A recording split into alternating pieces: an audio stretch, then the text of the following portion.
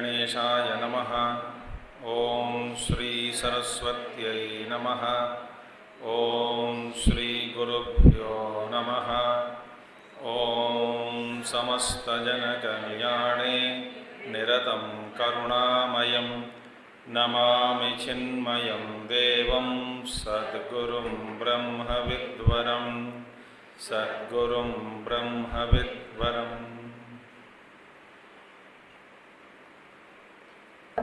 ॐ व्यासं वसिष्ठनप्तारं शक्तेः पौत्रमकल्मषं पराशरात्मजं वन्दे शुकतातं तपोनिधिं। व्यासाय विष्णुरूपाय व्यासरूपाय विष्णवे नमो वै ब्रह्मनिधये वासिष्ठाय नमो नमः। वसुदेवसुतं देवं कंसचाणूरमर्दनं देवकी परमानन्दं कृष्णं वन्दे जगद्गुरुं कृष्णं वन्दे जगद्गुरुम्।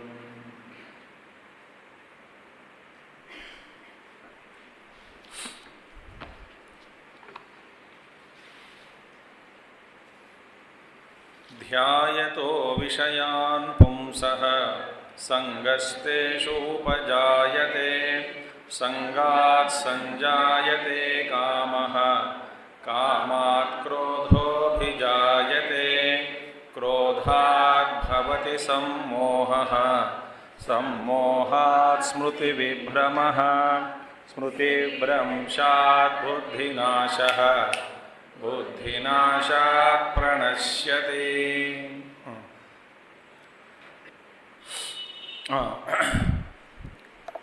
सर्व अनर्थस्य मूलम उक्तम विषय अभिज्ञानम अथ इदानीं मोक्ष कारणम इदम उच्यते। सभी अनर्थों का मूल कारण, सभी अनर्थों का मूल कारण क्या है? विषय अभिज्ञानम माने विषय चिंतन। तो माने वो जड़ क्या है, इसका मूल क्या है? विषय चिंतन। ऐसा करके बताने के बाद अभी आगे श्लोक में भगवान कहते हैं मोक्ष कारणम इदम उच्यते।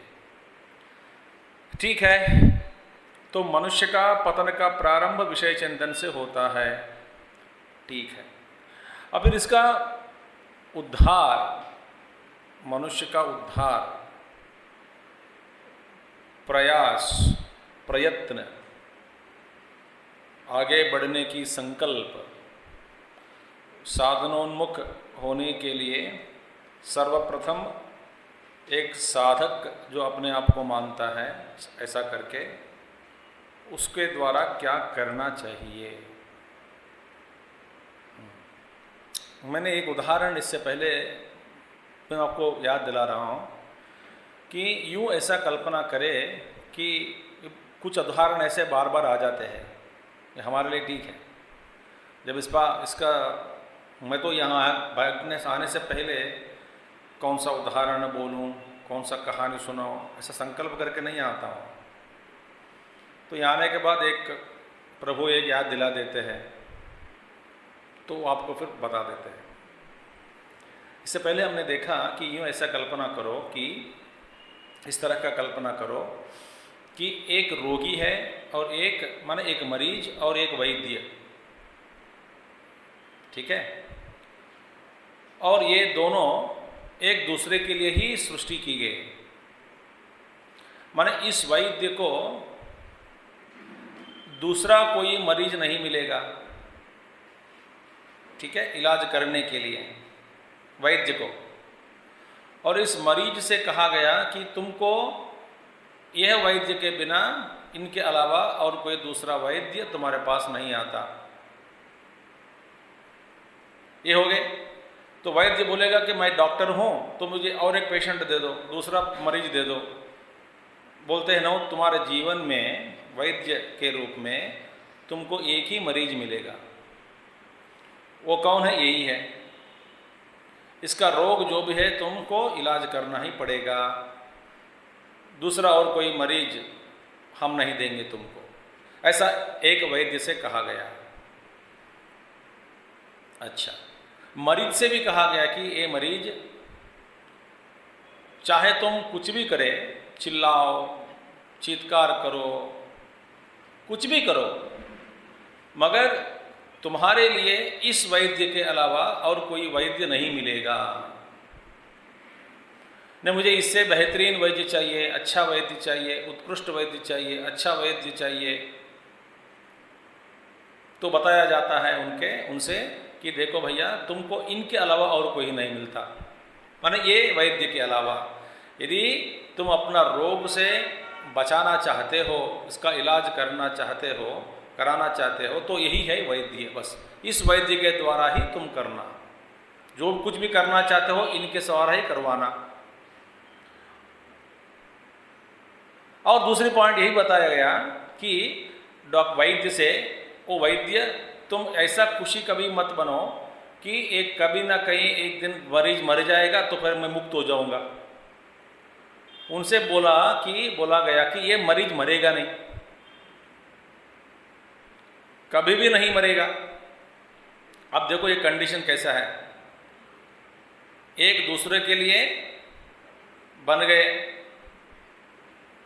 इस वैद्य को दूसरा मरीज नहीं मिलेगा, मरीज को दूसरा वैद्य नहीं मिलता, और वैद्य कभी कभी खुश हो जाए तो अंदर तो कहीं ना कहीं एक दिन मर जाएगा, मरने दो। तो उनसे बोला गया कि मरीज कभी मरेगा नहीं, मृत्यु करके इनके अस्तित्व में नहीं है, ये तो रहेगा ही रहेगा। तो फिर वैद्य कंफ्यूज हो गया, तो मैं क्या करूं? तो बोला तुम्हारा हाथ में एक ही है, क्या है? इस मरीज का इलाज कराओ। भैया और कोई मुझे मदद मिलेगा किसी के साथ? नहीं मिलेगा। मिलेगा तो मेरे पास आ जाओ। मैं कौन हूं? मैं चीफ मेडिकल ऑफिसर हूं, मुख्य वैद्याधिकारी। अस्पताल में मुख्य वैद्याधिकारी मैं हूं, तुझे कुछ प्रॉब्लम हो तो मेरे साथ आ जाओ। मैं कभी मरीज के साथ बात नहीं करूंगा डायरेक्टली। इस तरह का ऐसा जो संबंध है, ऐसा कल्पना करो, किया कि नहीं? किया कि नहीं? ये भयंकर है कि नहीं? ऐसे है ना। आपका मरीज कौन है? मन है, ये कभी मरेगा नहीं। वैद्य कौन है? स्वयं आप है। इस मरीज को आपके अलावा और कोई वैद्य नहीं मिलता, क्योंकि आपका ये मन है, एक बीमार पड़ा हुआ एक मन है व्यक्ति, यूँ समझो। फिर मैं आपका मन को इलाज करने वाला मैं कभी नहीं हो सकता हूँ। भाई मैं कौन हूँ? एक मुख्य अधिकारी, वैद्याधिकारी। चाहे तो तुम मुझसे सलाह लो, मगर स्वयं प्रयोग करना पड़ेगा। किसके प्रति? किसके ऊपर? अपने मरीज के ऊपर। ये मरीज को भी उनके जो मास्टर है, स्वामी, इनके अलावा और कोई वैद्य नहीं मिलता। तो फिर आपके हाथ में क्या है? चाहे इस जन्म में या 10 जन्म के बाद या करोड़ों जन्म के बाद, कभी भी आप स्वयं अपना मन पर नियंत्रण लाना ही पड़ेगा। बस सिर्फ एक ही बात है कि कब करना चाहते हैं, बस सिर्फ ये हाथ में है, आपके हाथ।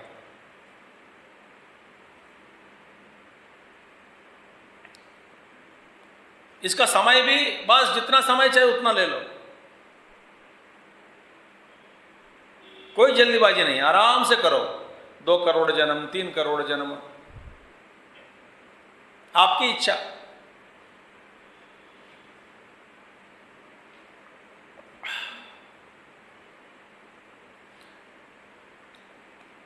राजकीय वेत्ता लोग बोलते गठबंदी, समझौता। ये है हमारी स्थिति। इसीलिए साधक को कहाँ से शुरू करना है, अब ये बता रहे हैं। ठीक है। मन एव मनुष्याणाम कारणम बंध मोक्षयोः, मन ही मनुष्यों के लिए अपना कारण, बंध कारण और मोक्ष कारण भी है, मन ही है।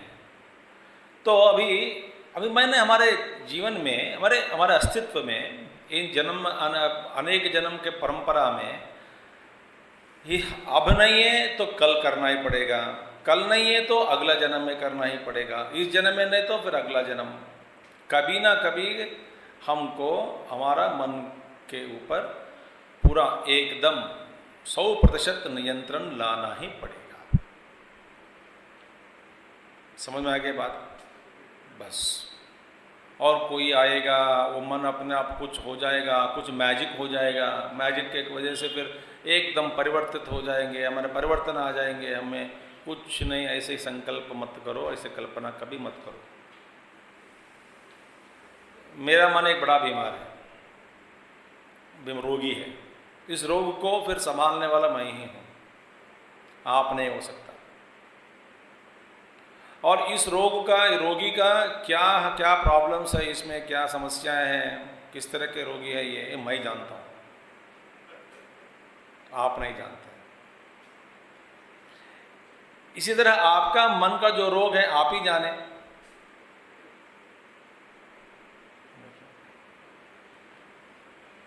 तो करना स्वयं आपको, चाहे जितने भी महात्मा लोग आके हमके उपदेश दे, मार्गदर्शन दे, इसलिए मार्ग का दर्शन करने वाला, कराने वाला ही गुरु है, बस इतना ही है।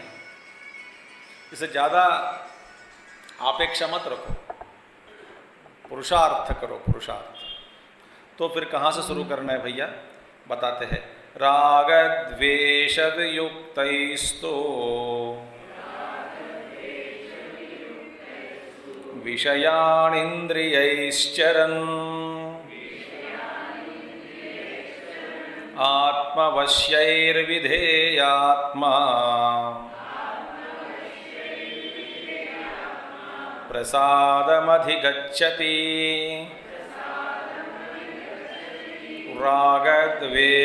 रागद्वेषवियुक्तैस्तु विषयानिन्द्रियैश्चरन् आत्मवश्यैर्विधेयात्मा प्रसादमधिगच्छति। अब अभी तक हमने जो अभी सुनाया आपको अब तक, तो इसके द्वारा हमको ये पता लग गया कि हमारे मन पर नियंत्रण करने वाला कौन है, हम ही हैं। तो कहाँ से शुरू करें? क्योंकि पतन का प्रारंभ ध्यान व विषय वस्तु ध्यान से है ना, वहां से शुरू होता है। फिर साधना कहाँ से शुरू करना है बताते हैं। पहली बात देखिए, क्योंकि अभी एक शंका ऐसा कल्पना करो कि यदि हाँ, तो भगवान बताते हैं कि विषय समूह का स्मरण, क्योंकि स्मरण करने से ही इंद्रिय समूह मन को लुभाकर सड़क पर खींचकर सत्यानाश कर रहे हैं।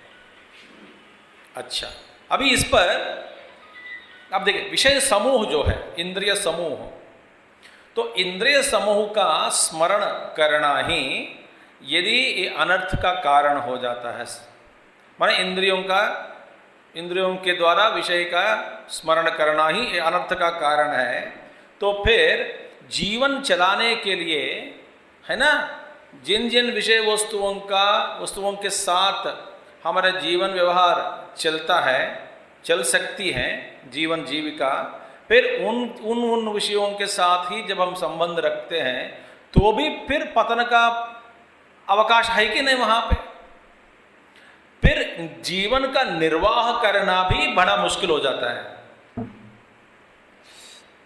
यदि आप कहें कि देखिए उपभोग किया, विषय चिंतन, माने जीविका चलाने के लिए जो उपभोग करना पड़ता है, तो उस उपभोग में भी कोई अनर्थ है, छिपी है अनर्थ है, तो फिर जीवन की जो व्यवहार है, शैली है, निर्वाह कैसे कर सकते हैं बताओ?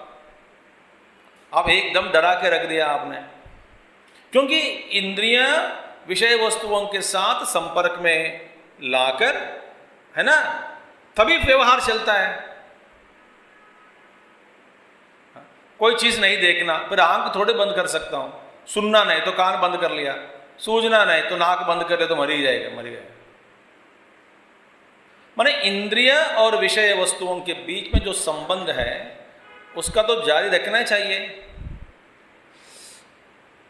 रखनी चाहिए जारी। अच्छा, तो इसीलिए तो फिर भगवान कहते हैं कि भैया ऐसा मत करो, विषय विभव भोग करो, इसमें कोई दिक्कत नहीं है, मगर इसमें एक शर्त है। माने ये संकट के बिना, ये प्रमाद के बिना,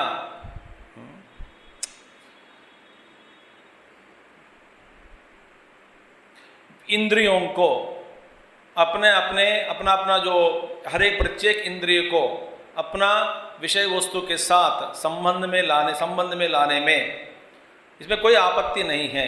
बस एक शर्त कर लो, एक नियम पालन करो, तब सब ठीक हो जाएगा। तो भगवान कह रहे, मैं ये नहीं कह रहा हूं कि तुम ये एकदम सब दरवाजा बंद करके बैठो, बिना देखे बिना सुने, हर चीज में डर, गड़बड़ हो जाएगा।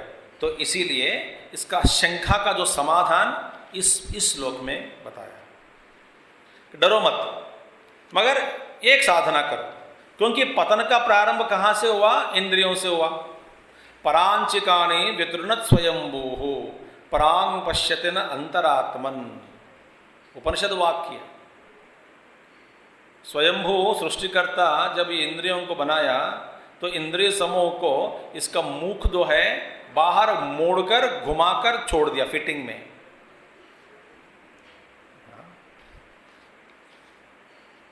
तो फिर ये स्वतः बहिर्मुखी है। परांचिकानि व्यतृणत, मोड़ना। जैसे कि आप एक डाल को पकड़कर, पेड़ के डाल को पकड़कर आप मोड़ देते हैं कि नहीं, इसी तरह इंद्रियों को माने बहिर्मुखी करके वहां पे एकदम बिठा दिया। तो इसके स्वभाव में ही है बहिर्मुख होना। बहिर्मुख होकर वृत्तांत करना, व्यवहार करना, इसका स्वभाव में है। तो इसको आप क्या कर सकते हैं? और व्यवहार के बिना जीवन जीना भी मुश्किल है, और हर व्यवहार में, हर विषय वस्तु के साथ संपर्क में कोई ना कोई कष्ट या संकट छुपी हो समझो। तो फिर साधक को आगे बढ़ना कैसा? हाँ, इसीलिए भगवान कह रहे कि भैया तुम व्यवहार करो, घूमो फिरो, खाओ पियो, कुछ भी करो, मगर जैसे कि सांप है, सांप के साथ आप खेल सकते हैं। जब इसका मुंह से जो विष निकाल दिया, पर फैंग बोलते हैं इंग्लिश में, I am not getting right now in Hindi word, fangs in English. So उसको तोड़ के रख दिया, तब फिर अपन उसी सांप के साथ खेल सकते हैं। सांप काटेगा, काटने दो, मगर विष अंदर नहीं जाएगा। सर्पदंष्ट्र बोल संस्कृत। इस सर्पदंष्ट्र को तोड़ दिया, तो उसी सर्प के साथ खेल सकते हैं। हर सांप के साथ खेल सकते हैं, कोई अभी आपके आपत्ति नहीं है।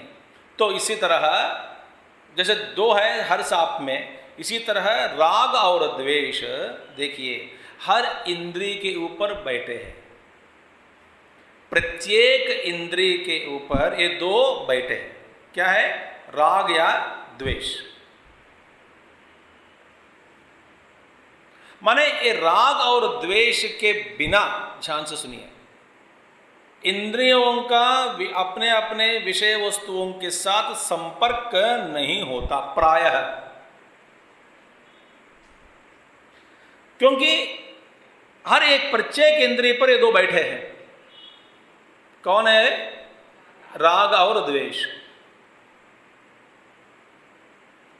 अब देखिए, हमारे वृत्ति व्याप्ति बोलते हैं वेदांत में, वृत्ति व्याप्ति। मैंने आपको अनुभव हुआ, वस्तु देखो, वस्तु को देखा, हाँ जी देख लिया, माने ये वस्तु बाहर है, हाँ, तो फिर मन में प्रवेश कैसे किया? वस्तु तो बाहर ही है, हाँ जी, फिर इसका जो रूप है वो अंदर चला गया, वस्तु का रूप रंग अंदर गया। एक फोटोग्राफी जैसे, एक कैमरा है, एक क्लिक मारा तो फिर एक वस्तु का जो तस्वीर अंदर चला गया, वस्तु तो बाहर ही है। तो इस प्रक्रिया को मन इंद्रियों के द्वारा बाहर जाकर वस्तुओं को समेटकर एक एक वस्तु को और वस्तु का जो रूप रंग आकार को, उसका जो इमेज जो है, उस तस्वीर को खींचकर फिर वापस लाकर मन में बिठा देते हैं इंद्रियां। तो फिर इस तरह मन में सब लाने के बाद वहां बैठ के देखता है कि अच्छा ये है, ये तोरी है, ये लौकी है। इसको कहते, बस मैं आपको ज़्यादा क्लिष्ट भाषा में मैं समझाना नहीं चाहता हूँ, उसको सरल रूप में वृत्ति व्याप्ति कहते हैं, वृत्ति व्याप्ति। अच्छा, अब देखिए माने अनुभव कैसे होगा, मन जाएगा इंद्रियों से फिर वस्तु के, और वस्तु को फिर उसकी रूप रंग लेकर के वापस आकर मन में बैठा, बुद्धि उसको देखकर बोलते हैं कि ये है। क्योंकि बुद्धि का आधार क्या है? स्मृति, पूर्व स्मृति। किसी ने कह दिया ये तोरी है, ये लौकी है, तो बैठ गया इसका पहला जो देखा, इसका जो रूप रंग बैठ गया बुद्धि में, स्मृति में। तो स्मृति को देख करके फाइल रेफर करके बुद्धि बोलेगी ये तोरी है। ये सारे हर क्षण हो रहा है, क्षण क्षण में होते जा रहा है। अच्छा, इसकी जो प्रक्रिया है, ठीक है। अब इस प्रक्रिया में क्या प्रॉब्लम है कि जब मन इंद्रियों के द्वारा बाहर चले जाता है, माने इंद्रियों की सहायता से ही वस्तु का ज्ञान हो सकता है ना। पर हर एक प्रत्येक इंद्रिय में राग और द्वेष बैठा है, तो फिर राग द्वेष के से युक्त जो इंद्रिय है, जब वो बाहर चले जाकर वस्तु का दर्शन करके फिर वापस मन में लाते हैं, तो मन को विषपूरित कर देता है। इसका मतलब क्या है? प्रत्येक वृत्ति में राग द्वेष के साथ प्रत्येक वस्तु को जब हम अनुभव करते जा रहे हैं, इसका मतलब हर एक अनुभव में, अनुभव के साथ साथ राग या द्वेष के बिना अनुभव करना नहीं होता। ये भयंकर है।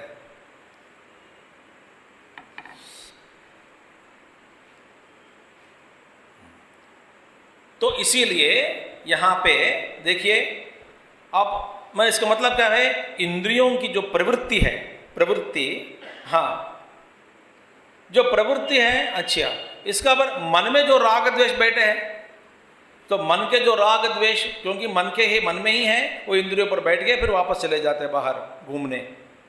तो राग द्वेष के साथ माने प्रत्येक अनुभव राग और द्वेष ऐसा एक रसायन पदार्थ में डूबकर हमको खिला देता है।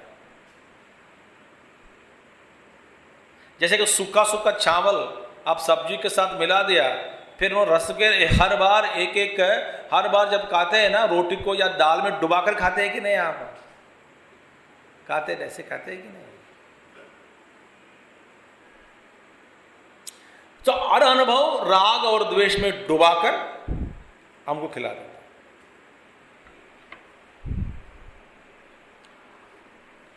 इससे ज्यादा मैं क्या कहूं। और प्रत्येक अनुभव, आप किसी वस्तु को देखा, वस्तु का ज्ञान हुआ होने से पहले तो राग और द्वेष वहां पे लिक्विड बड़ी है, एक कड़ी और एक दाल, उसमें डुबा दिया, डुबाकर आपको खिलाया।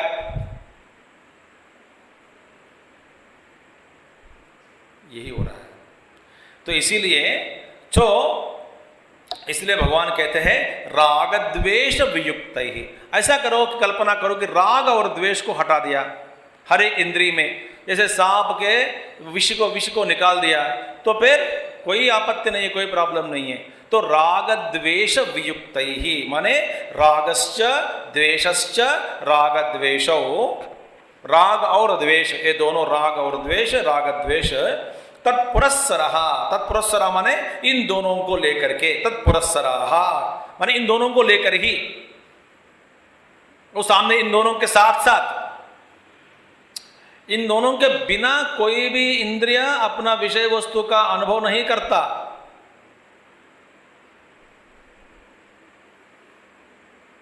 तो ये दोनों को लेकर चला जाता है बाहर, चलो घूमने। किसके साथ कह रहे हैं? राग और द्वेष। तो ये एक और राग एक और द्वेष, बीच में इंद्रिय, वे चला गया।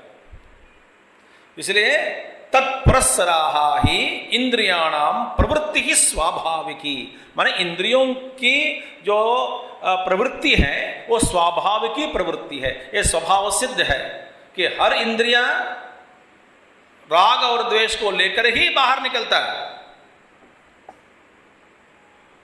और प्रत्येक अनुभव को, राग को, द्वेष को खिलाकर बाद में हमारे मन तक आएगा, पहुंचेगा।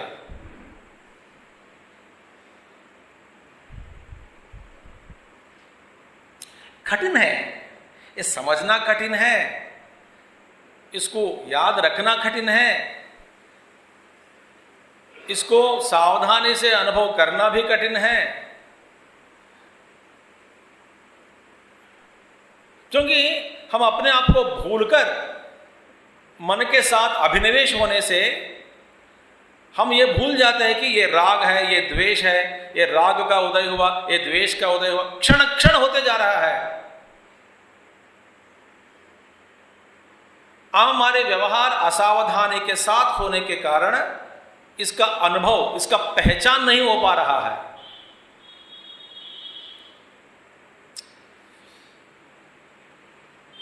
इसीलिए अंतर्मुखी बनने का अभ्यास, अंतर्मुख होकर, स्थित होकर, अंतस्थित होकर साक्षी मात्र, साक्षी भाव का अभ्यास,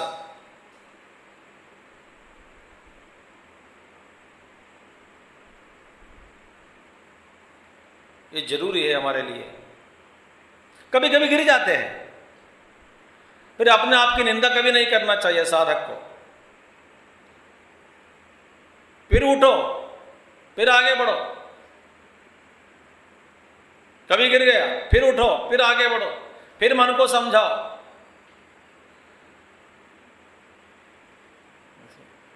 तो यहां तक पहुंच, समझ में आ गया? पहले राग और द्वेष के बिना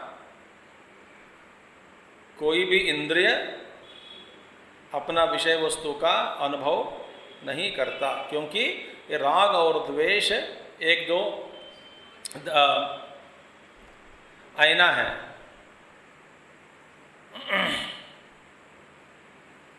चश्मा, इस चश्मा के द्वारा ही हमारा अनुभव हो रहा है। तो तत्पुरस्सरा ही इंद्रियाणाम प्रवृत्ति स्वाभाविक, ये तो स्वभाव है। स्वभाव किस लिए? उपनिषद में तो दिया गया, स्वयंभू वितृणत स्वयंभू परांचिकाणी। देखिए, तत्र यो मुमुक्षु भवति, इस पर, यहां पर, ये तो सिद्धांत है, ये हमारा ये डिफेक्ट है। इसको गुरुदेव कहते थे कि मैन्युफैक्चर डिफेक्ट, मैन्युफैक्चरिंग डिफेक्ट। तो मैन्युफैक्चर डिफेक्ट माने पहले ही बहिर्मुखी करके फिट करके भेज दिया, सब टेढ़ा।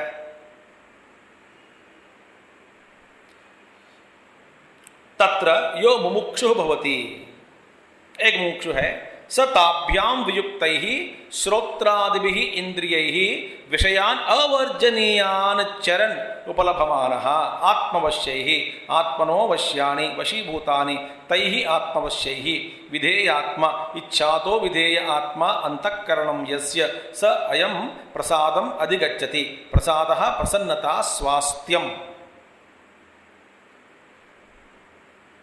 देखिए, अब एक एक करके देखना है। फिर ऐसे जो है विधेयात्मा, विधेयात्मा माने देखिए यहां पर आचार्य जी कहते हैं इच्छा तो विधेय आत्मा अंतःकरणम यस्य, माने इच्छा के अनुसार, हमने अपने इच्छा के अनुसार अंतःकरण को माने विधेय करना, माने अंतःकरण को माने आत्मा को, आत्मा माने अंतःकरणम, अपने आप को, आत्मा माने यहाँ पे अंतःकरण, अंतःकरण को विधेय, विधेय विधेय माने, विधेय माने अंतःकरण, अंतःकरण अच्छा, आत्मा माने अंतःकरण, सो विधेय माने वशीभूत कर सके। देखिए, इच्छा तो विधेय आत्मा, अंतःकरणम विधेय, आत्मा विधेय। आत्मा विधेय माने अपना आत्मा अंतःकरण को विधेय वशीभूत करके, देखिए कर सके, माने इसका मतलब क्या है? वशीकृतांतःकरणम, वशीकृत अंतःकरणम माने अपना अंतःकरण जो है एकदम हमारे नियंत्रण में आ गया, उसको कहते हैं विधेय आत्मा। देखिए, विधेय आत्मा माने मुमुक्षु है। तो मुमुक्षु का मतलब क्या है? मुमुक्षु का मतलब यही है कि जिसका अंतःकरण अपना नियंत्रण में हो, जिसका अंतःकरण, वही है मुमुक्षु। क्योंकि वो चाहता है कि मेरे अंतःकरण मेरे ही नियंत्रण में रहे। ऐसा विधेय आत्मा तो क्या करेगा? तो विधेय आत्मा राग द्वेष वियुक्त ही, राग और द्वेष से माने संपूर्ण रूप से मुक्त हो जाता है। राग और द्वेष को छोड़ करके, राग द्वेष वियुक्त ही माने राग और द्वेष को छोड़ करके, आत्मवश्य ही, इसका मतलब आत्मा माने अर्थात मेरा अपना अंतःकरण मन के द्वारा वशीभूत इंद्रियों को, माने चक्षु इत्यादि इंद्रियों के द्वारा, फिर क्या करेगा? इंद्रियों के द्वारा सारा अपना मन अपना ही वश में लाता है। इसका मतलब क्या है? देखिए, तो तत्र यो मुमुक्षु भवति स ताभ्याम वियुक्तैः श्रोत्राभिः। ताभ्याम माने ये राग और द्वेष, राग द्वेष के बिना, राग द्वेष रहित श्रोत्र आदि इंद्रियों के द्वारा, पहले राग और द्वेष को छोड़ दिया, इसका जो विष है एक एक इंद्रिय में विष को हटा दिया,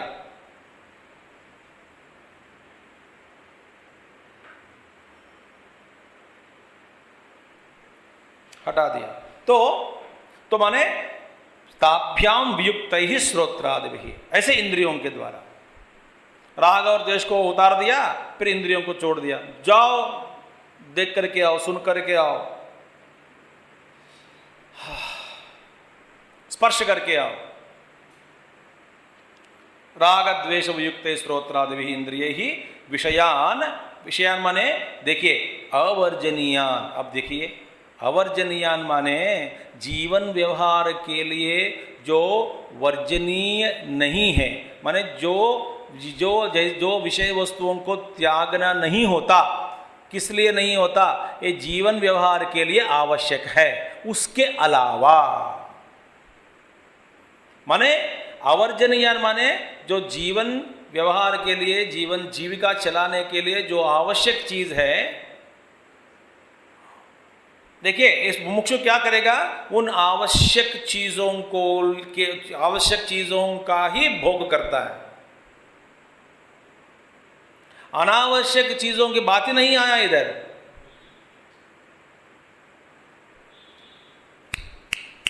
ध्यान से सुनिए, अपना बल प्रदर्शन, अपना संकल्प का जो प्रभाव अपने इंद्रियों पर कभी टेस्ट मत करना। देखिए, मैं तो वेदांत सुन लिया, मैं उधर जाने से मेरे लिए कुछ भी नहीं होगा, कोई भी विषय वस्तु मुझे खींचता नहीं करके जानबूझकर जो वर्जनीय है, माने ये आपके जीवन के लिए, व्यवहार के लिए वहां जाना कोई जरूरी नहीं है।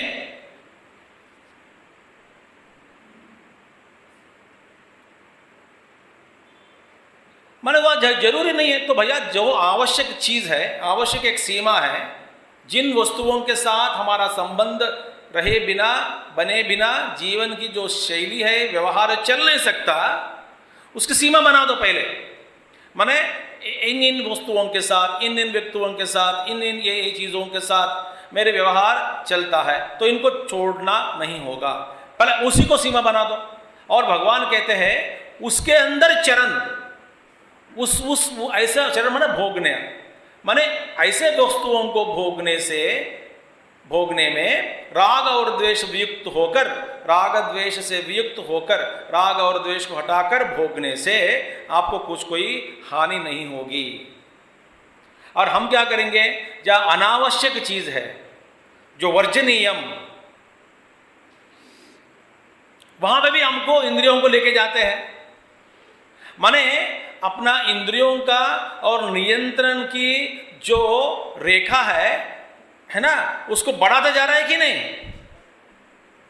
समझ आ रही है बात? नियंत्रण की जो सीमा है, नियंत्रण की जो रेखा है, नियंत्रण की जो लिमिट है, उसको क्या कर रहे हैं, उसको बढ़ाते जा रहे हैं हम। अरे भैया, आप 10 वस्तुओं के साथ व्यवहार चला सकते हैं मुमुक्षु होकर। अब मुमुक्षु है, पहले मुमुक्षु है, तो मुमुक्षु कहेगा कि बस ये 20-25 वस्तुओं के साथ मेरा व्यवहार चल जाएगा, बस ठीक है, इसके ज़्यादा देखना कोई जरूर नहीं है, सुनने कोई जरूर नहीं है, ये जाना जरूरी नहीं है, स्पर्श करना जरूरी नहीं है, बोलना जरूरी नहीं है, सब सीमित हो गया। ये मुमुक्षु है। जहाँ आवश्यक है उनसे व्यवहार करो, अनावश्यक वर्जनीय है छोड़ दो। पर इसको भी विवेक चाहिए कि नहीं? तो आप क्या कर रहे हैं, अपने जो समस्या है उस समस्या को बढ़ाने नहीं दे रहे हैं, है ना? हम क्या कर रहे हैं, इंद्रियों को भड़का रहे हैं। जाओ जाओ जाओ, उधर भी जाओ, इधर भी जाओ।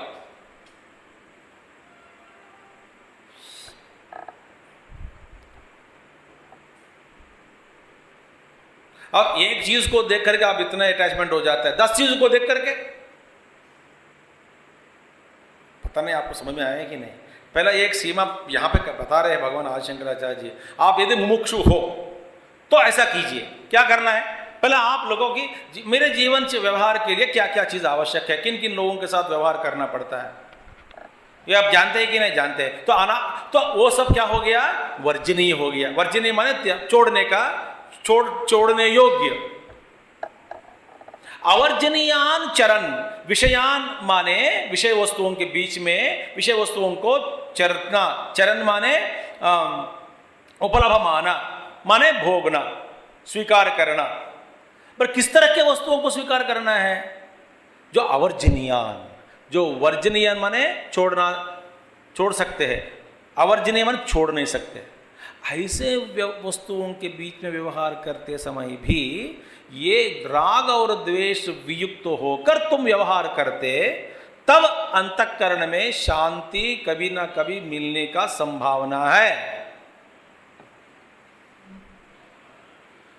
हाँ, न जाने आपको समझ आ रहा है कि नहीं?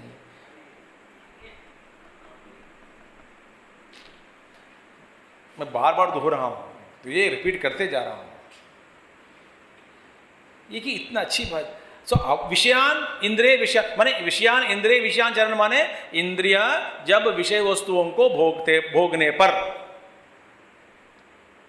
अच्छा, इंद्रिया जब विषय वस्तुओं के बीच में चरना माने तो गाय चरन थी ना, घास चरना, तो इंद्रिया भी चरते हैं। घास क्या है, विषय वस्तु। तो चरते समय ऐसा अर्थ आ गया, ठीक है। मगर यहां पे भगवान कह रहे हैं कि भैया चरो माने भोगो। किस तरह के वस्तुओं को? अवर्जनीयान, जो छोड़ नहीं सकते, जीवन व्यवहार के लिए जो आवश्यक है उन्हीं को पकड़ो, बाकी सबको त्याग दो।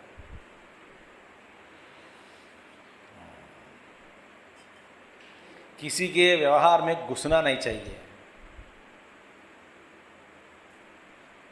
आप ऐसे सावधान होते जाओगे तो आप ऐसे एक स्थिति पर पहुंच जाओगे कि आप एकदम शांत होकर चुपचाप बैठकर मौन होकर जिएंगे। ऐसे ही कोई किसी व्यक्ति को देखा, आप दोनों आपस में आपस जा रहे हैं, मैं यह ऐसे कल्पना कर रहा हूँ, जा रहे हैं, फिर ठीक है एक आंख मिल गए। ऐसा नहीं कि मुंह मोड़कर चलना, मैं वेदांती हूँ, नहीं, मुंह उनसे मोड़ लिया, मोड़ते समय और किसी को देखा, वहां पर हो गया परेशान।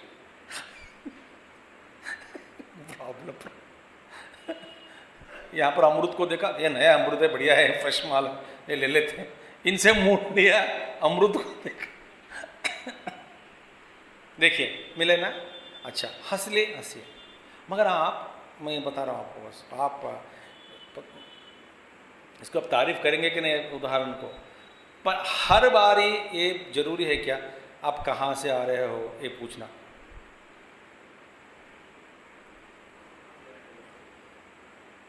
ये है वर्जनीय, मतलब छोड़ने योग्य।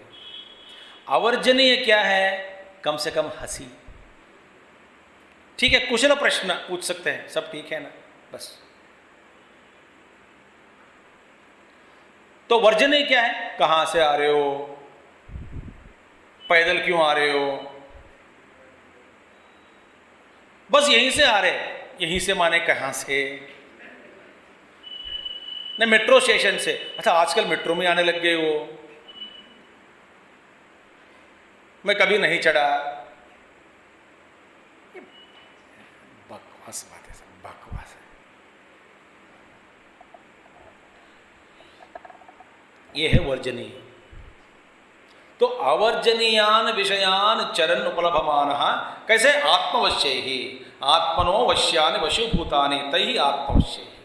तो माने आत्मा अर्थात अपना मन, तो मन के द्वारा वशीभूत, आत्मवश्य ही इंद्रिय के द्वारा, अपने वश में लाया गया इंद्रियों के द्वारा, हाँ, विधेयात्मा माने इच्छा तो विधेयात्मा अंतःकरण यस्य, अपने इच्छा के स्वद्वारा, अपने मुमुक्षु की इच्छा के अनुसार अंतःकरण का बर्ताव होता है।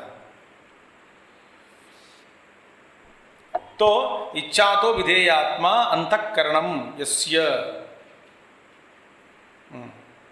स अयम प्रसादम अधिगच्छति। देखिए ऐसा जो विषयान को चरण उपलब्धि करके, भोग करके, प्रसादम अधिगच्छति। तो विषयान माने देह धारण के लिए आवश्यक अर्थात अवर्जनीय। देखिए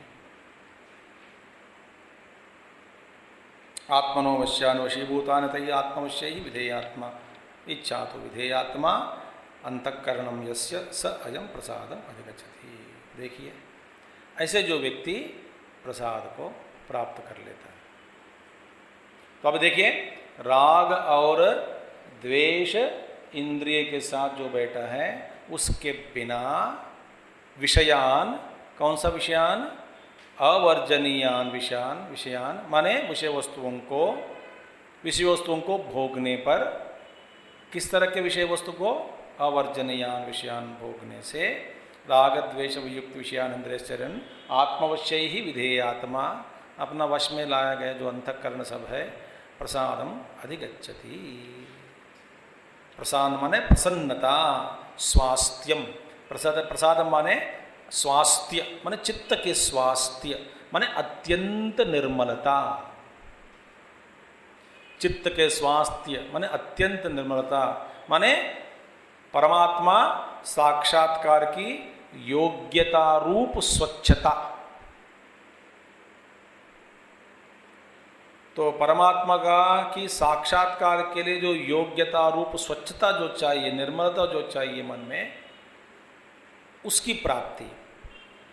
तो जब हो गया हो तो प्रसादम, उसको प्रसाद कहते हैं। अधिगच्छति माने प्राप्त कर लेता है।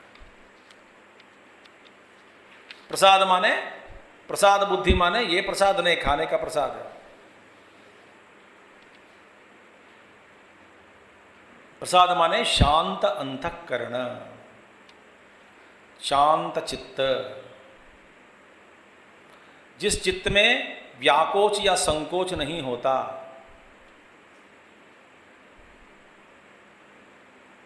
अनेक समस्याओं के साथ के कार्य लेकर के ग्रस्त नहीं है जो चित्त, उस चित्त को हम कहते हैं प्रसादम। जैसे आचार्य जी इनके भाष्य में पहले स्वभाव की, इंद्रियाणाम प्रवृत्ति ही स्वभाव की, माने इंद्रियों की प्रवृत्ति स्वभाव है, ऐसा जो कहा, तो मुमुक्षु थोड़ा आगे दूर जाने के बाद ये इस प्रसाद प्रसन्न चित्त ही उनका स्वभाव बन जाता है। प्रसन्न चित्त। हर बात पर बोलने का कोई अपना विचार प्रकट करने का कोई जरूरी नहीं है। अपना मत अभिप्राय देना, मतदान देना, और ये बीमारी से दूर हो जाओ भैया। तो मुझसे पूछोगे तो, ऐसा प्रश्न रहता है ना, समाज लोग बोलते हैं ना, यदि तुम मुझसे पूछोगे तो किसने पूछा, न पूछोगे तो, ऐसे जो वाक्य है ना हटा देना जीवन से।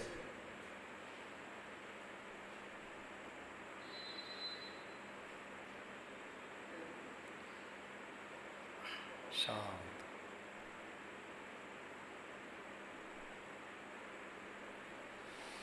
हाँ,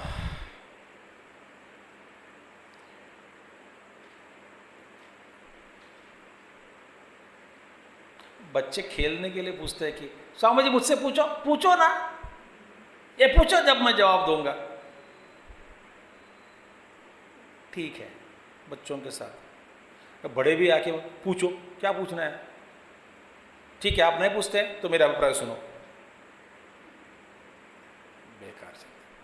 प्रसादे सती किम स्यात् इति उच्यते। तो प्रसाद, प्रसन्न चित्त हो गया तो फिर क्या मिलता है इससे? चित्त को प्रसन्न कर दिया, शांत हो गया,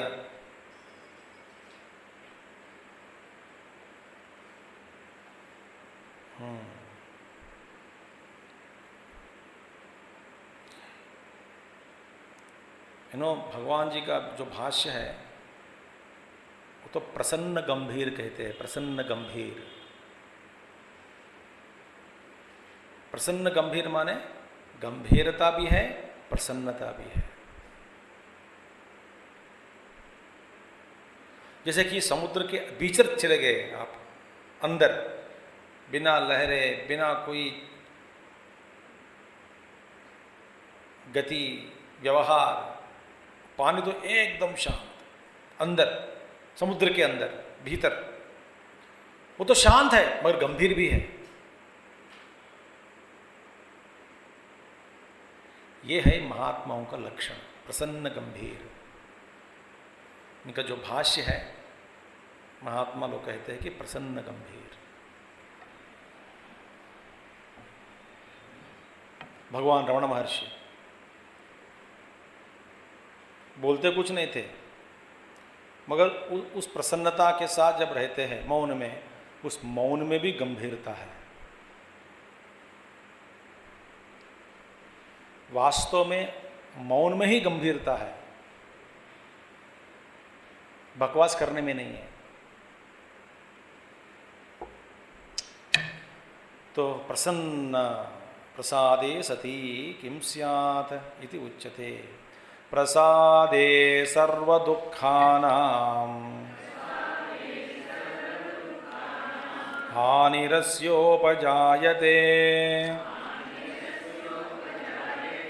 प्रसन्नचेतसो ह्याशो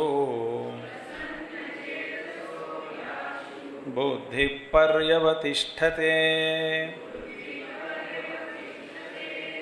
प्रसादे सर्वदुःखानां हानिरस्योपजायते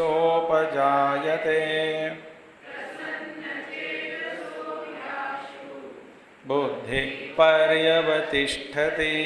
देखिए, प्रसादे, प्रसाद माने चित्त की स्वच्छता रूप, निर्मलता रूप, निर्मल रूप, शांत रूप, गंभीर और शांत रूप। इसमें कोई व्याकोच संकोच कुछ भी नहीं है, एकदम ठसाठस मन शांत हो गया, अपने आप में बैठ गया।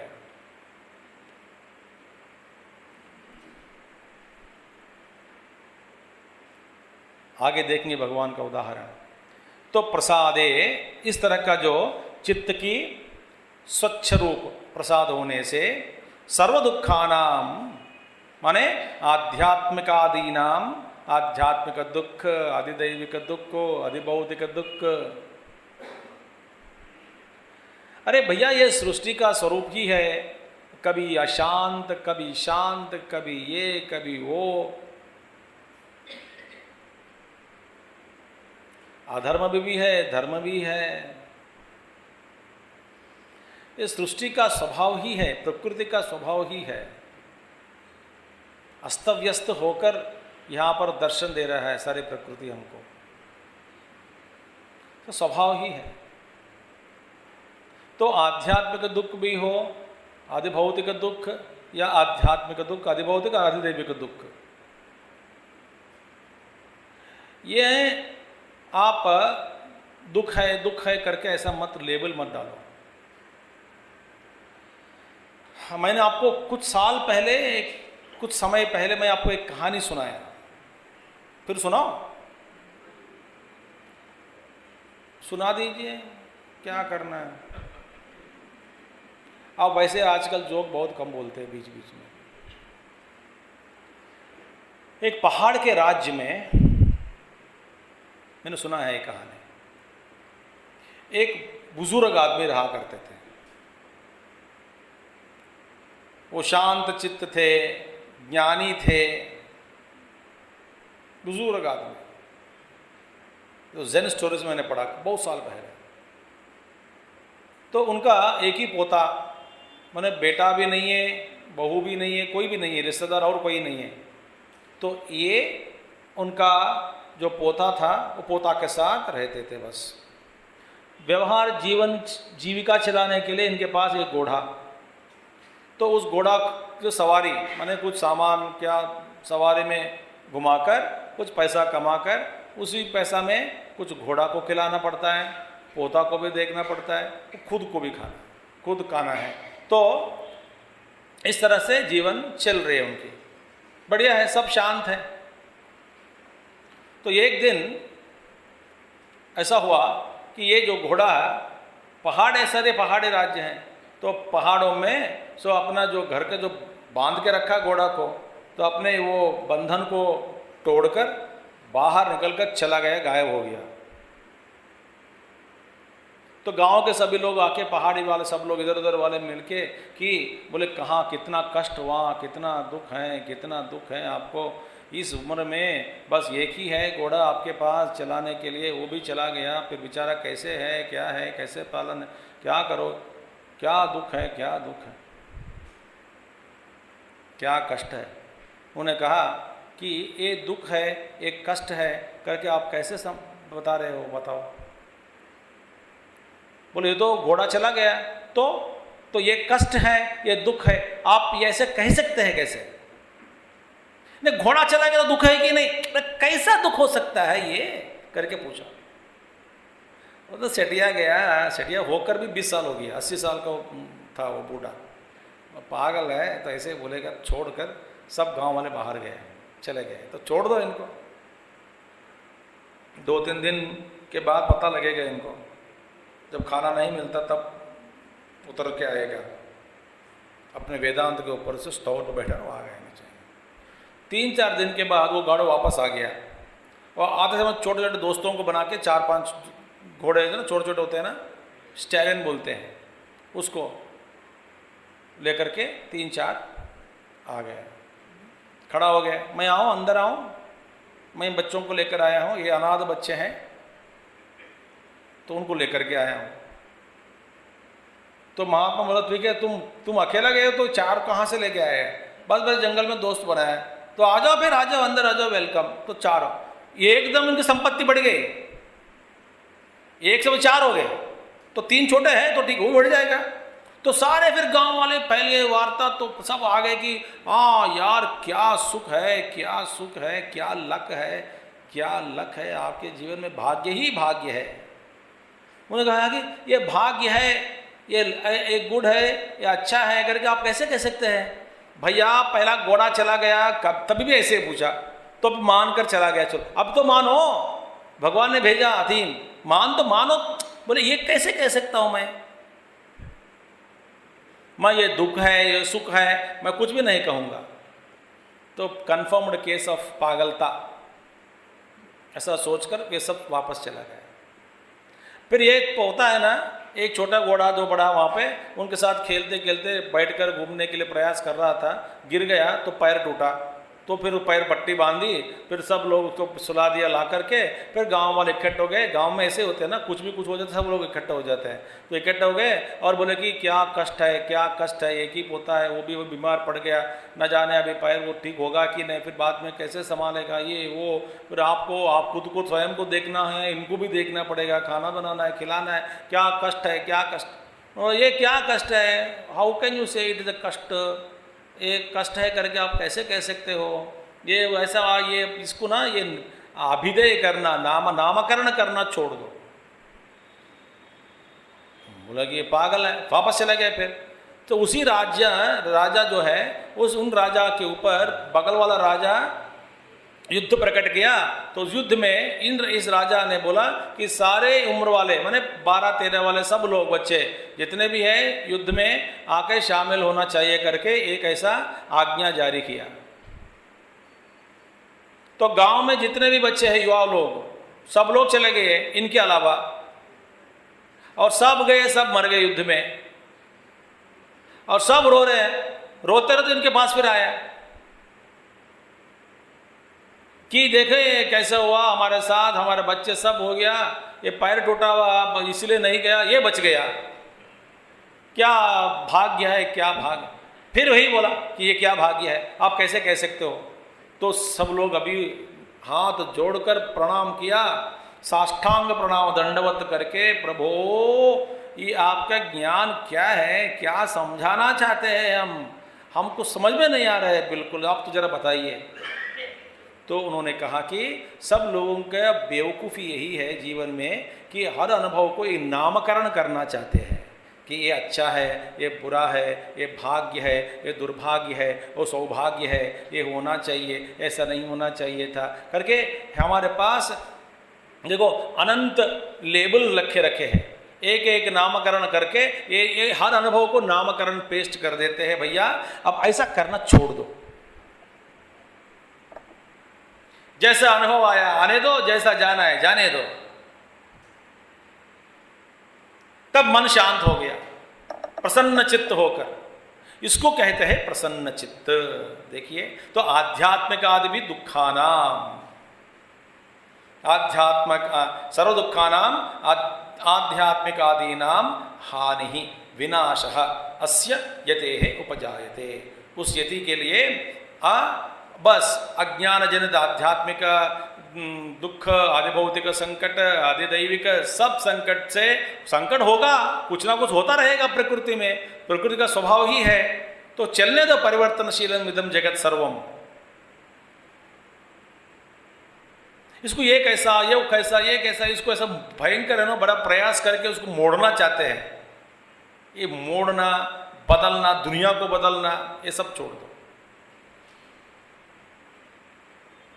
फिर क्या होगा, दुख आएगा, दुखी नहीं बनेंगे, सुख आएगा, सुखी नहीं बनेंगे। तो अंतःकरण में हमारा मन को विक्षोभ करने वाली चीज यही क्या है, दुखी और सुखित्व, सुखित्व दुखित्व होना, यही बेकार है मन में। सुख को आने दो, चलने दो, दुख को भी आएगा, दुख भी आएगा, दुख भी जाएगा, सुख भी आएगा, सुख भी जाएगा, जाने दो।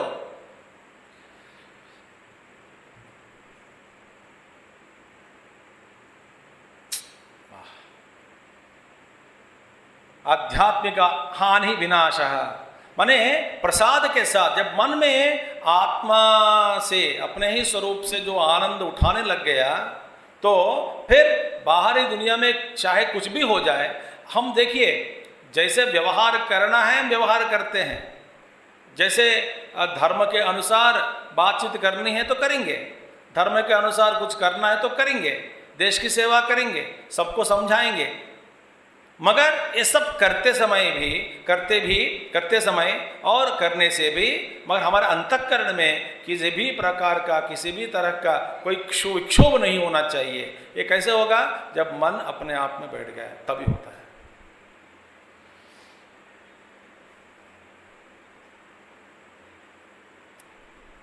इसका अभ्यास कीजिए आप, मन पर आप एक गुरुदेव करते थे, देखिए हाँ ब्यूटीफुल एग्जाम्पल गुरुदेव। देखिए एक क्राउड है, देखिए एक सत्संग में या कोई मीटिंग में कुछ 1000 लोग आया है समझो, ठीक है, 1000 लोग या 100 लोग समझो, 100 लोग बैठ गए, और बैठने वाले सब लोग ना, किसी का अंतःकरण शांत नहीं है। ये वेदांत प्रवचन थोड़ी है बैठ के सुनने के लिए, ये कोई राजनेता लोग कोई कुछ है। तब क्या, एक पुलिस पड़ा है वहां पे, पुलिस खड़ा है, तो पुलिस जब जब कोई व्यक्ति उठता है, इससे बोला गया कि तुम डंडा लेकर के सिर पर मारो, वो बैठ जाएगा। इसका काम यही है, पुलिसिंग काम। तो पुलिस खड़े हो गए बीच में, जब कोई उठता है ना, बैठ बैठ, एक पिटाई का सिर पे मारा तो बैठ गया। इसी तरह गुरुदेव कहते हमारे मन में जैसे वृत्ति का उदय हुआ, बिठा दो,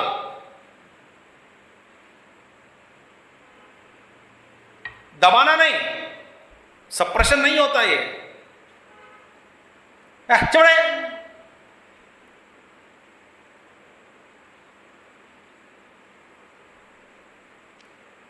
बैठ जाओ, पर उठने आए हो, पागल है, बैठ तो बैठ गया।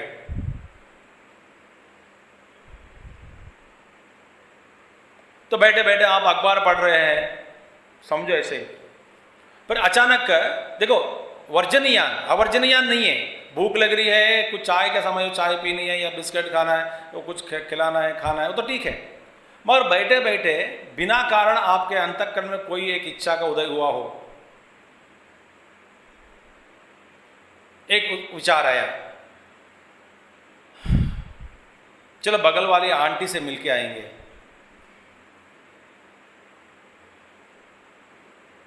अच्छा, वर्जनीय अवर्जनीय, अवर्जनीय माने छोड़ने योग्य नहीं है, वर्जनीय माने कोई इसमें कोई दम नहीं है, छोड़ सकते, बेकार है।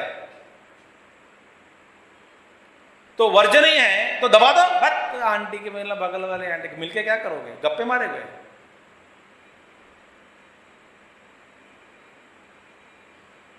बाइट तो जो वृत्ति हो,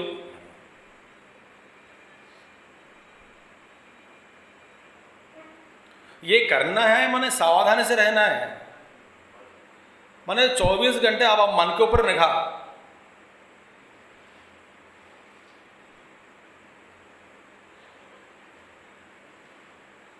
मैं बच्चों को समझाते रहता हूँ कि यूनिवर्सिटी में, कॉलेज में मैं एक टेक्निक देता हूँ कि मन विचार उनको डिस्टर्ब करता है। एग्ज़ाम से पहले भी मन बोलता है कि तुम चलो मूवी देखो, कल एग्ज़ाम है, फिर बोलते मन विचार आता है मूवी देखो, परेशान हो जाता है, पढ़ नहीं सकते, मूवी नहीं देख सकते। तो मूवी चला गया समझो, मूवी बैठ के मूवी एंजॉय नहीं कर सकते, क्योंकि एग्ज़ाम है, परीक्षा की याद। तो मूवी का, सिनेमा का भी मजा नहीं उठा सकते, पढ़ाई में भी मन नहीं लग रहा है, वो परेशान है।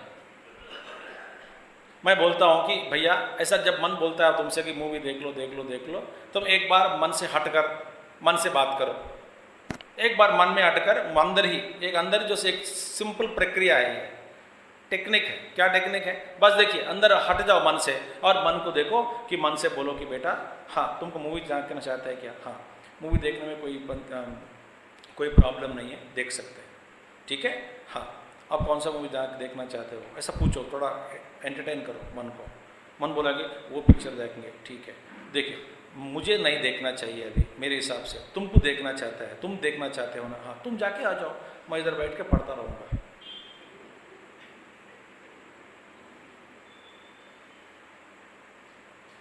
देखने का कुचली किसमें? तुझ में है, मुझ में है, तुझ में है, तो जाओ ना, मैंने थोड़ी रोका, जाओ, मैं नहीं आऊंगा तेरे साथ। जब ऐसा बोलेंगे तो तुरंत मन को वहां पे मन नहीं रहता।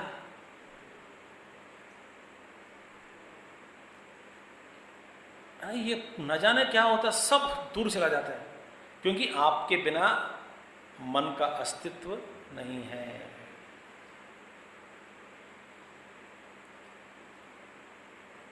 ये सारे टेक्निक्स हैं। फिर बोले मुझे देखना है, आप तो तुझे देखना है, मैं थोड़ी मना कर रहा हूं, मैं मना कर रहा हूं आज देखने के लिए। परीक्षा के बाद तुमको एक नहीं 2 3 4 मूवी को लेके जाऊंगा, दिखाऊंगा, इसमें कोई प्रॉब्लम नहीं है। मगर मेरी बात सुनो, अब मैं जाने के लिए तैयार नहीं हूँ और तुम परीक्षा ठीक से नहीं लिखता तो फिर आगे भी जाना नहीं होता, मैं जाने नहीं दूंगा तेरे को। तो बस कोऑपरेट करो, सहयोग दो, एग्ज़ाम के बाद, परीक्षा के बाद हम दोनों मिलकर मज़ा करेंगे, मूवी जाएंगे।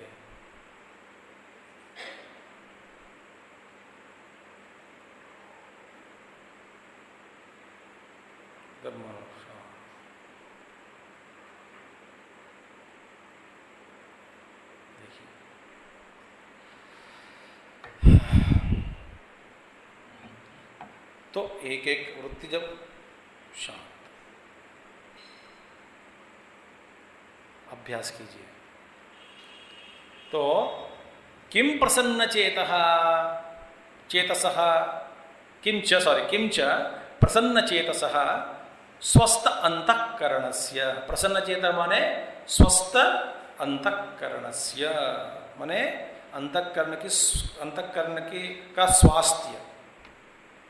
स्वस्थ अंतःकरण से ही यस्माद् आशु शीघ्रम बुद्धि माने बुद्धि पर्यवतिष्ठते आकाशम इव परिसमन्तात् अवतिष्ठते आत्मस्वरूपेण एव निश्चली भवति इत्यर्थः।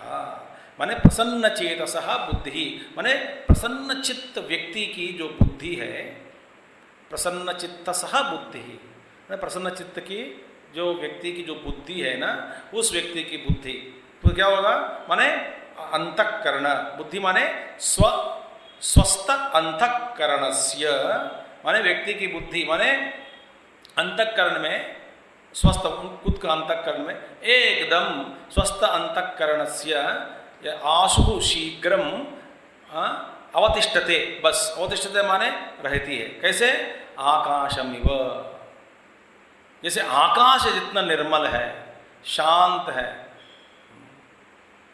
कोई क्षोभ या विक्षोभ नहीं है इसमें, आकाशमिव। देखिए, और आकाश का माने खाली, कुछ है ही नहीं उसमें। माने मन में आपको ऐसा अनुभव होगा कि यहाँ पे ना कोई एक विचार नहीं है, कोई एक तृष्णा नहीं है, राग नहीं है, द्वेष नहीं है, काम क्रोध लोभ मोह मद मात्सर्य ईर्ष्या इच्छा द्वेष, ये सब कुछ भी नहीं है। और एकदम हल्कापन का अनुभव महसूस, और एकदम चित्त में शांत वातावरण, आकाशवत एकदम निर्मल आकाश, उसमें कोई छाया नहीं है, मेघ का भी कुछ कोई मेघ नहीं है, निर्मल आकाश, बादल नहीं है। ऐसा अनुभव कम से कम जीवन में एक बार भी हुआ हो, फिर हम साधना को छोड़ते नहीं।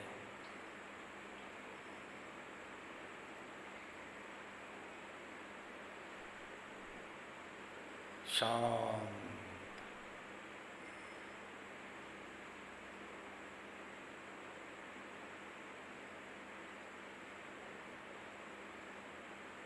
निर्मल आकाशमिव। देखिए, परिसमन्तात् अवतिष्ठते, सब और से देखिए, सब और से, आकाश जैसे सब और से अवतिष्ठते माने आत्मस्वरूपेण एव निश्चली भवति। देखिए, निश्चल बुद्धि निश्चली भवति, मन निश्चल हो गया, अंतःकरण में एकदम एक पूरा अंतःकरण शांत हो गया।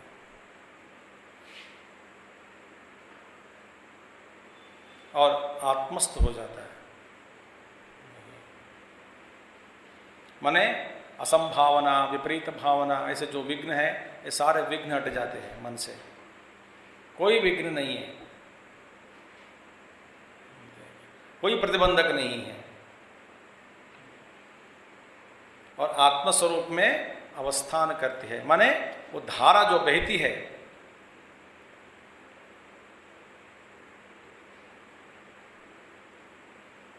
असंगोहम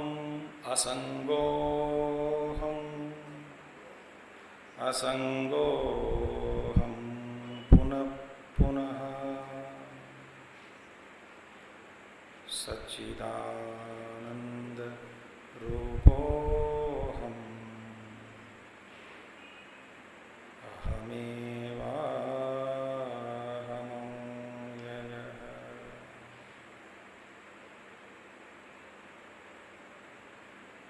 बस शांत, वो है प्रसन्न। सो प्रसन्नता आ गई तो फिर आत्मस्वरूपेण निश्चलई भवति। सर्व दुखानां हानि प्रसन्न चेतसः बुद्धि परैव तिष्ठते। शीघ्रम अतिशीघ्र आत्मा में बैठ जाती है।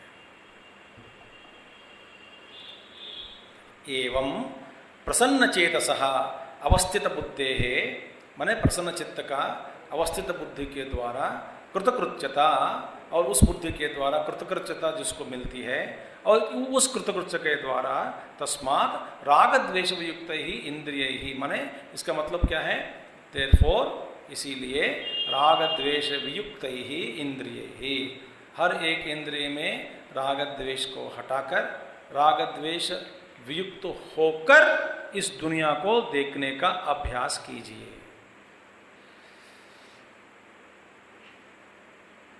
देखिए, माने शास्त्र अविरुद्धेषु अवर्जनीयेषु युक्तः। देखिए, जो जीवन व्यवहार करने के लिए जो आवश्यक चीज है, उन चीजों के अलावा बाकी सबके साथ व्यवहार बंद कर दिया।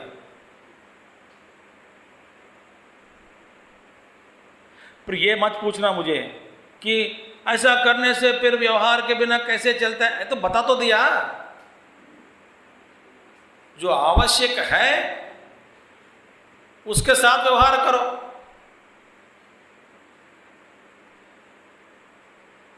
अनावश्यक है तो त्याग दो।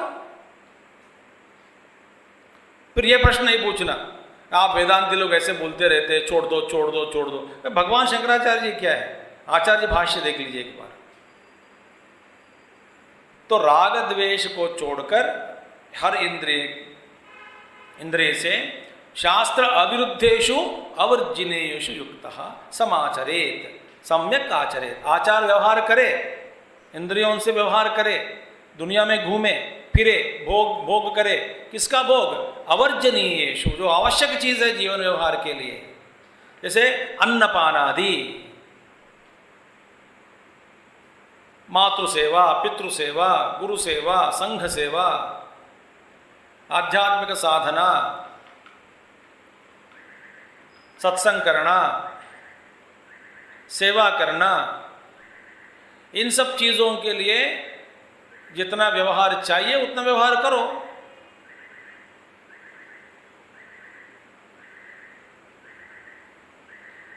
तो शास्त्र अविरुद्धेषु अवर्जनीयेषु युक्तः, उन्हीं ऐसे विषयों का सेवन करो। समाचरेत इति वाक्यार्थः। बस अभी होमवर्क आपको मिल गया। क्या होमवर्क है? जीवन में क्या क्या आवश्यक है और क्या क्या अनावश्यक है।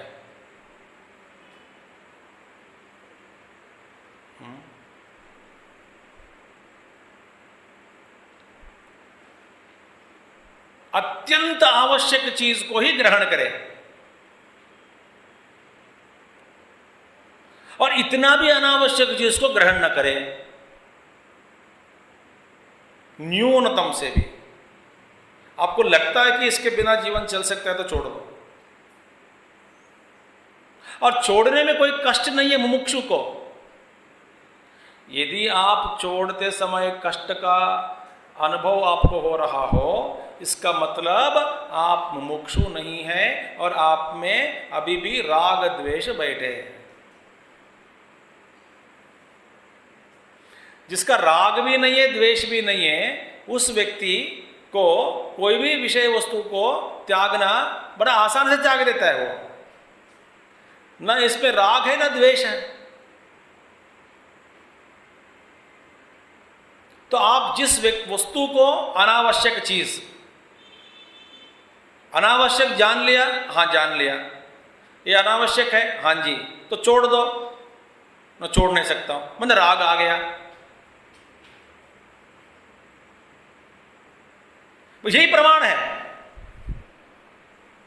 अब बिना कष्ट, कोई प्रयास के बिना आप छोड़ सकते हैं। किस तरह के चीजों को, जिसके प्रति आपका राग भी नहीं है, द्वेष भी नहीं है और वर्जनीय है, अनावश्यक है। तो यही है साधना का मार्ग, और कोई मार्ग नहीं है। फिर आपको लगेगा कि भैया ये सब ना, अरे आपका शरीर ही आपका नहीं है, शरीर ही मेरा नहीं है, इससे जो मेरा नहीं है उसके साथ मैं दुनिया को पकड़ना चाहता हूं।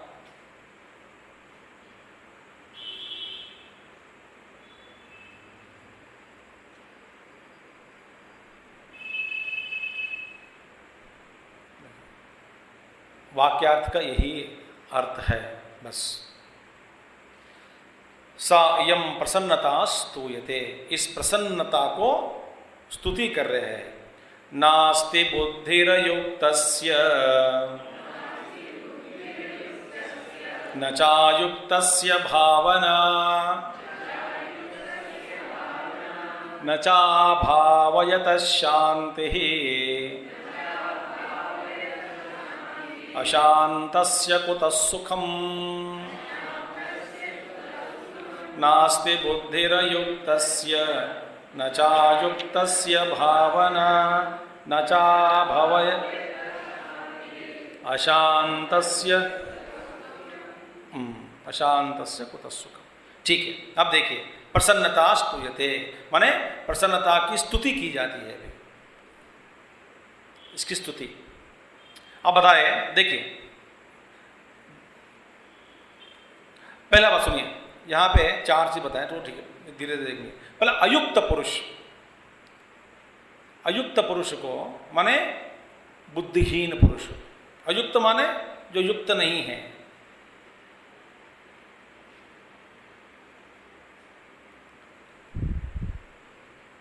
युक्ति माने बुद्धि।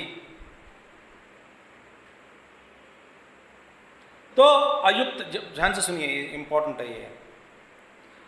अयुक्त पुरुष एक है, इसका मतलब जिसकी बुद्धि नहीं है।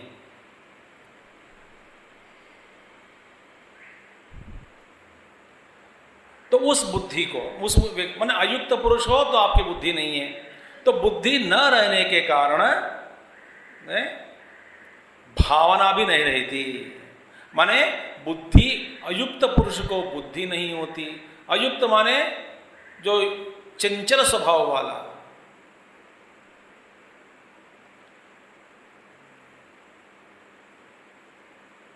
जो शांत नहीं है, तो हमेशा जैसे कि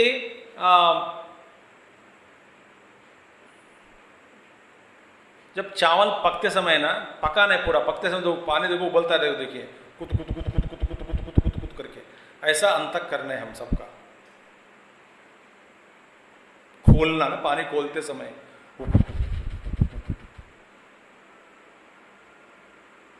ऐसे व्यक्ति को बुद्धि कहां से होती है बताओ? देखो, कोई भी छोटा काम हो या बड़ा काम हो, हर छोटी सी चीज में उसको लेकर के आप देखिए, हर छोटा काम में भी जब शांत चित्त नहीं है, बुद्धि नहीं है, जब बुद्धि नहीं है वहां पे ध्यान नहीं रहता। जब ध्यान नहीं रहता आदमी बिगड़ जाता है, आदमी बिगड़ता है, काम भी बिगड़ देता है।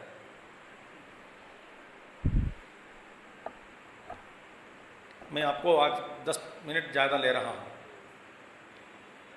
नहीं, मैं हम लोग चले जाएंगे तो चले जाइए, भगवान है सुनने के लिए यहाँ पे।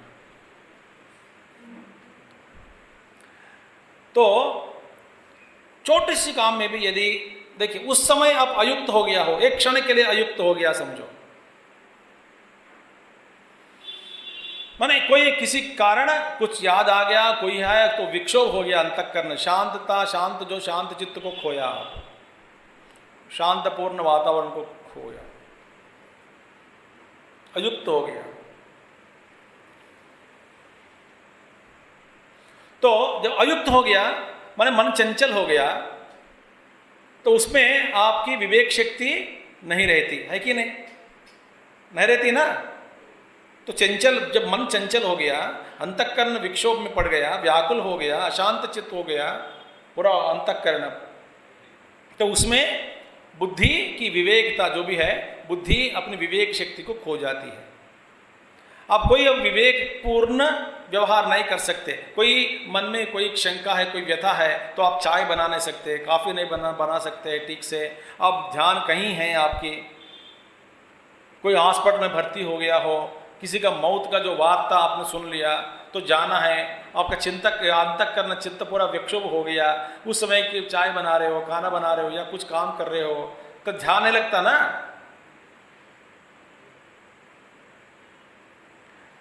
और इस तरह के व्यक्ति जो है, अज्ञानी व्यक्ति, हर चीज को लेकर के हर समय खोलता हुआ पानी जैसा व्यवहार करता है। उसका अंतःकरण ऐसे ही है, उबलता हुआ हर क्षण।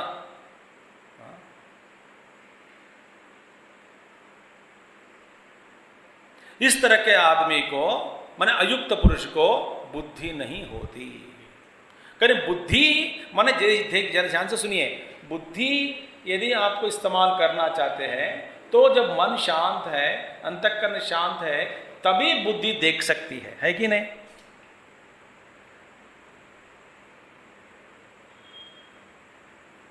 जब पर्दा पर एक कोई चित्र आप देख रहे हैं, कोई मूवी देख रहे हैं, सिनेमा देख रहे हैं, और पर्दा घूमते जा रहा है हवा में, कोई देख सकते हैं आप? तो पर्दा रहना है। आप सुनामी भी देख सकते हैं, वहां पे हर कुछ आग जल पानी सब देख सकते हैं पर्दा पे, मगर पर्दा हिलना नहीं चाहिए। और खोरा में भी आपकी बुद्धि नहीं होती, क्यों? देख नहीं सकते ना। तो मन में खोरा पड़ गया,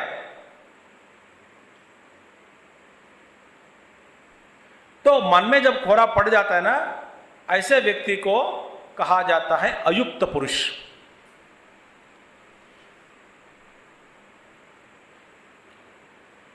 अब भागने की कोई जल्दी मत करो, भगवत गीता धीरे धीरे जाएंगे।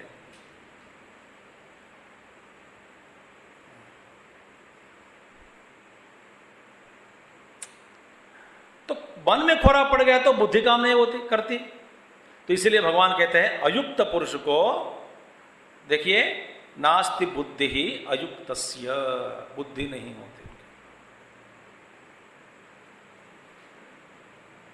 अब मन में चंचल है और बच्चा कोई पूछ रहा है आपसे, सुनते क्या? आप नहीं सुन सकते ना।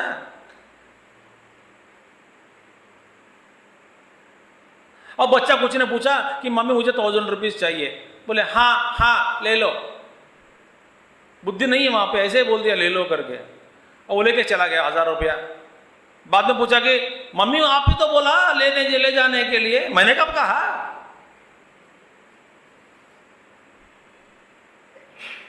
फिर मम्मी गुस्सा करती है, और बच्चा जानता है कि मम्मी ने कहा इसलिए मैंने लिया, तो मम्मी झूठ बोलती है।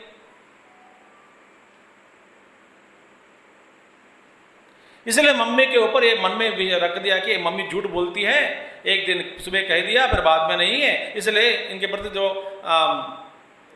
एक दुष्ट भावना या सद्भावना नहीं रहती। दुष्ट भावना छोड़ दो, सद्भावना नहीं रहती है बस। देखिए छोटे छोटे चीज में भी यदि बुद्धि बिगड़ जाती है, अयुक्त हो गया हो तो बुद्धि बिगड़ गया। अरे भाई इतना क्यों? आप नहा के कान में साबुन छोड़कर आ जाते हैं। अब जरा सोचो, कल क्यों छोड़कर आए हैं? रोज ऐसे छोड़ते क्या? नहीं, आज क्यों छोड़ा? नो, जब बाथरूम में मैं नहा रही थी तब घंटी बजी, किसकी? मोबाइल फोन की, तो हड़बड़ी में मैं आ गया बाहर, वहां पे अयुक्त हो गया, साबुन छोड़ दिया कान में।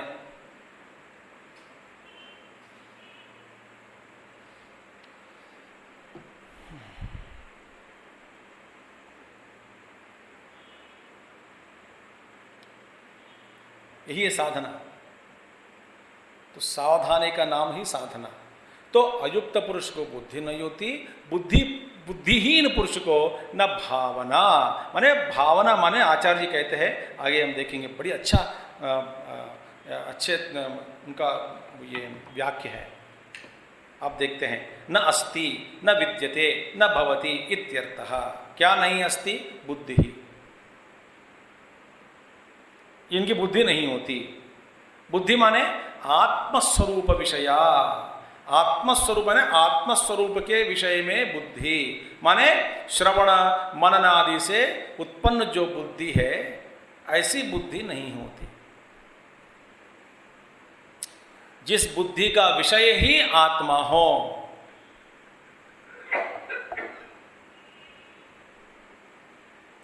आत्मस्वरूप विषया बुद्धि ही, इस तरह की जो बुद्धि है वो नहीं होती। श्रवण मनन माने वेदांत विचार करने के लिए, और उससे जो उत्पन्न हुई बुद्धि है ना, उत्पन्न बुद्धि, उसको कहते हैं आत्मविषय। वैसी आत्मविषया बुद्धि, इस तरह के जो आत्मविषया बुद्धि है, नास्ति अयुक्त पुरुष को। अयुक्त माने असमाहित अंतःकरणस्य, जिसका अंतःकरण असमाहित है, माने अयुक्त है, माने विक्षोभ में है, ग्रस्त में है, व्याकुल में है, अशांतता में है।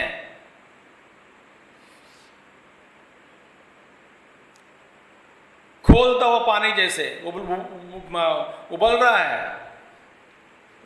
गर्म गर्म है, अंतःकरण पूरा एकदम गर्म हो गया।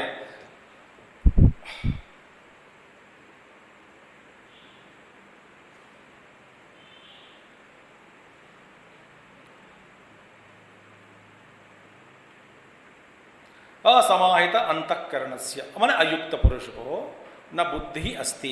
ऐसे अयुक्त पुरुष को आत्मा ही जिसका विषय हो, इस तरह की बुद्धि का उत्पन्न नहीं होता, उत्पन्न नहीं होता।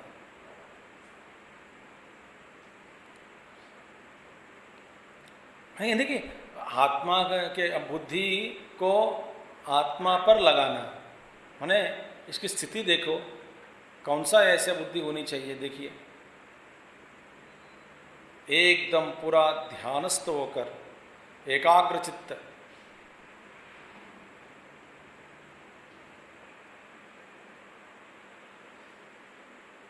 प्रज्वलित बुद्धि, हर समय सावधान में है, हर समय अपने आप को देख रहे हैं। देखिए, ऐसा नहीं होती। न च अस्ति अयुक्तस्य भावना। भावना का माने ऐसे बुद्धि नहीं होती। इस तरह की बुद्धि नहीं होने से उनको भावना भी नहीं रहती। भावना माने आत्मज्ञान अभिनिवेश। आत्मज्ञान अभिनिवेश माने, आत्मज्ञान में अभिनिवेश माने निरवच्छिन्न आत्मचिंतन। अभिनिवेश माने क्या है? तादात्म्य, प्रवेश, विष धातु, टू एंटर। अभिनिवेश माने सब और से उसमें प्रवेश करना। सब और से प्रवेश करना माने निरंतर चिंतन होना, निरंतर चिंतन, सजातीय वृत्ति प्रवाह। ऐसा नहीं होती। देखिए, आप भावना आत्मज्ञान अभिनिवेश नहीं। इसके कारण तथा न च अस्ति अभावयतः, जिसका भावना भी नहीं है, माने आत्मज्ञान अभिनिवेश नहीं है, तो आत्मज्ञान अभिनिवेशम अकुर्वतः शांति ही उपशमः न अस्ति। माने इनका जैसे जो हमारे जो बुद्धि के जो शांत से शांत चित्त होकर, जिसके बुद्धि आत्मा ही जिसका विषय हो गया हो, इस तरह के जो अभिनिवेश पूर्वक जिसकी बुद्धि नहीं है, माने निरंतर चिंतन नहीं कर रहे हैं,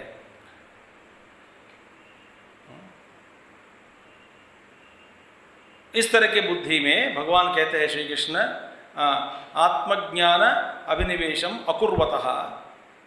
मन में देखिए, आपका मन शांत होना चाहिए, तो किसमें स्थापित करना चाहिए?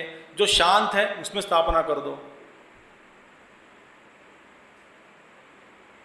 जो अशांत है वो हमारा अशांत मन को लेकर के अशांत वातावरण में बैठा देते हैं और अशांत हो जाता है, शांति नहीं मिलती। तो इसीलिए अकुर्वतः शांति उपशमः नास्ति। तो जिसकी बुद्धि नहीं है उसका भावना नहीं होती, जिसका भावना नहीं है उनके लिए शांति भी नहीं मिलती। और अशांतस्य कुतः सुखम, और अशांत सुखम माने क्या है? शांति। और जिसका अंतःकरण अशांत है फिर सुख कहाँ से? इंद्रियाणाम ही विषय सेवा तृष्णातः निवृत्ति ही या तत्सुखम न विषय विषया तृष्णा दुखम ये वही सा। देखिए वो तृष्णा क्या मैंने? विषय सेवा तृष्णातः, विषय सेवन संबंध जो तृष्णा है ना, निवृत्ति ही, तो इंद्रियों का जो निवृत्त होना ही सुख है, वही सुख है। तो इंद्रियों को निवृत्त करना, विषय सेवा तृष्णा तो निवृत्ति ही या तत्सुखम।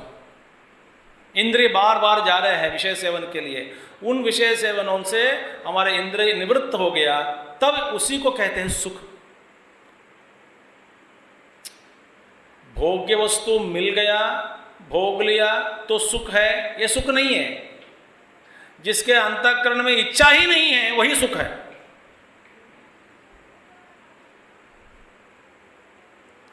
हमारा सुख का मतलब क्या है? इच्छा पैदा करो, करने के बाद जिस इच्छा की पूर्ण करने के लिए इसके पीछे लगे रहो, फिर विषय वस्तु के बाद दौड़ो, मेहनत करो, प्राप्त कर लो, भोग लो, तो एक क्षण के लिए सुख मिल गया, फिर सुख के बाद दुख।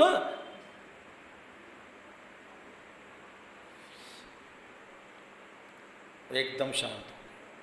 तो इच्छा रहित रहना ही सुख है।